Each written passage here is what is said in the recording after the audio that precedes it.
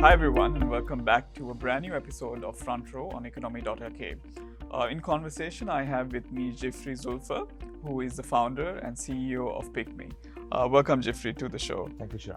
Jiffry, if I may ask you initially, being a player in the digital economy space as well, how is Sri Lanka's journey been in the digital economy landscape, and what next steps should we really take to really fulfill our potential, given what we're really seeing, especially in Asia and Southeast Asia? I think as a country, we have a lot to do in the digital space, right? And everyone talks about the fourth industrial revolution, right? So I think we have, as a country, have a lot to do.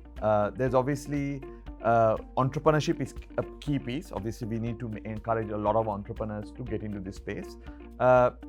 Just like every other generation, in every other industrial generation, you need a new breed of people to take over that new generation, and that's why there's a lot of emphasis on startups around the world.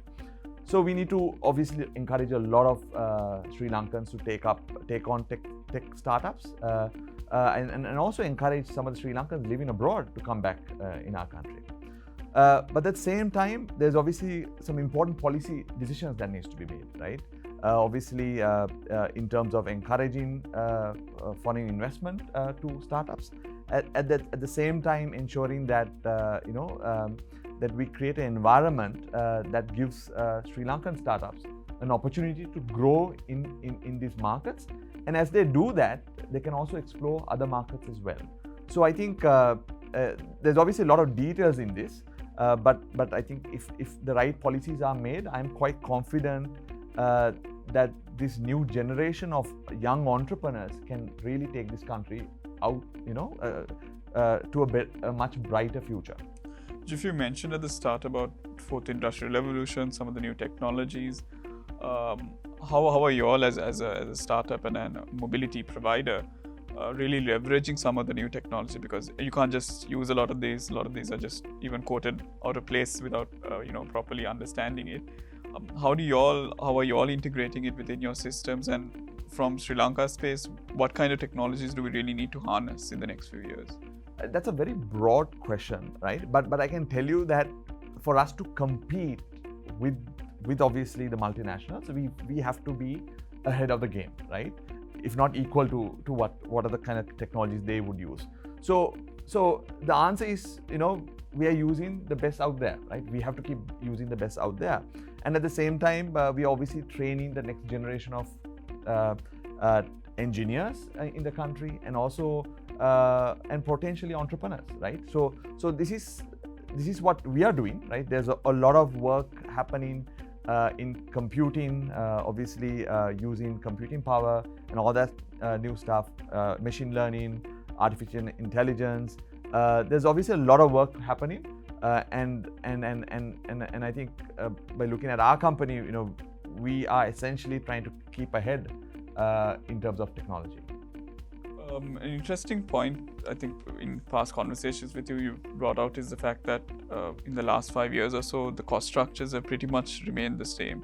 And it shows that when technology does come in, it can really be a real leveler, but also give more opportunity and more volume to both sides. Yeah. As we go on and develop and mobility takes on a different stage and path in Sri Lanka, where does PickMe really see mobility in Sri Lanka, and how would PickMe sort of support that journey as well? Yeah.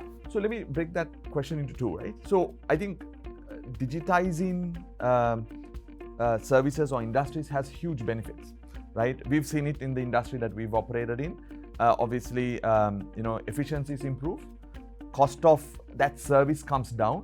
We've seen that, prices have come down by 30 to 40%.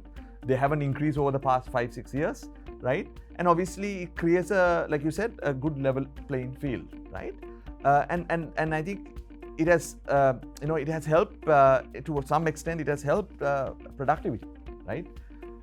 So that's one, right? And I think every industry needs some sort of digitization so that it will help the efficiencies. Then the second piece is obviously for us. I mean, obviously we are in the space of mobility, and I think there's a lot of work that can be done, right? I think obviously there is a lot of red tape in the industry, right? And if the opportunity is given, there's so much of productivity, so much of efficiencies we can bring into each of those sectors, right? And I need not tell you what they are, but there is, I mean, obviously with how they are run, there's so much of fat in it, but with the right kind of digitization taking place, you and I can have a much more cheaper mode of transport in the country. Thanks, Jiffry. So I think in our conversation, we sort of understood from Jiffry's point of view where the digital economy is, where it should go, the right policy support that really needs to come to it.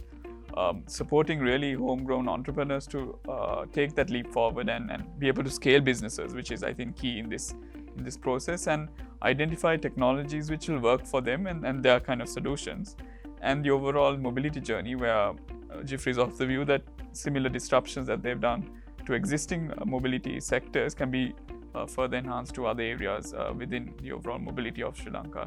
So thank you, Jiffry, for those insights. And for our viewers, please stay tuned for similar episodes like this, where we will bring experts to really share their views and insights.